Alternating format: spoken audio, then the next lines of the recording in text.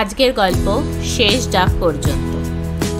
একটি ছোট্ট পাহাড়ি শহরে থাকতো একটি মেয়ে, নাম মীরা। শান্ত, লাজুক, নিজের জগতে ডুবে থাকা মেয়েটার খুব একটা বন্ধু ছিল না। একদিন বর্ষার সন্ধ্যায় দরজায় টোকা পড়ল।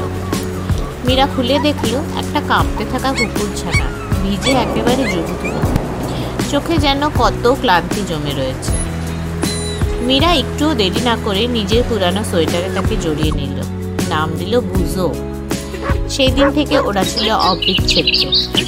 বছর গড়িয়ে গেল, বুজো বড় হলো আর মীরার একমাত্র সাহস ও ভরসা হয়ে উঠল। প্রতিদিন সকালে ওকে স্কুলে পৌঁছে দিত, বিকেলে স্কুল গেটে বসে অপেক্ষা করত।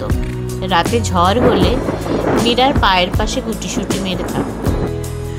যখনই মীরা কষ্টে থাকতো, বুজো চুপচাপ মাথাটা তার কোলে রেখে থাকত, যেন বলতো, আমি আছি, কাঁদিস না।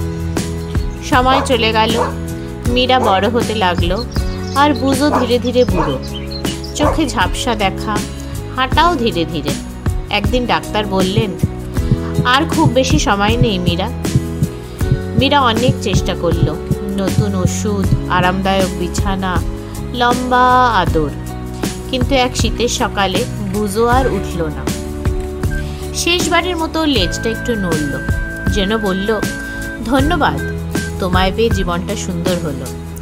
মীরা তাকে জড়িয়ে ধরে কাঁদতে লাগলো, কানে কানে বলল, তুই তো শুধু একটা কুকুর ছিলি না, তুই ছিলি আমার জীবন। ওরা একসাথে কাটাতো এক আম গাছের নিচে।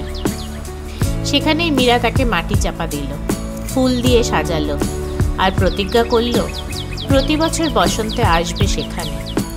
বছর কেটে গেল। মীরা যখন কষ্ট পেত, তখনই সেই আম গাছের নিচে এসে বসত। একদিন বসে থাকতে থাকতে হালকা হাওয়ায় যেন একটা চেনা গন্ধ ভেসে আসলো। কান ঘেঁষে যেন কেউ বলল, আমি এখনো তোর পাশেই আছি।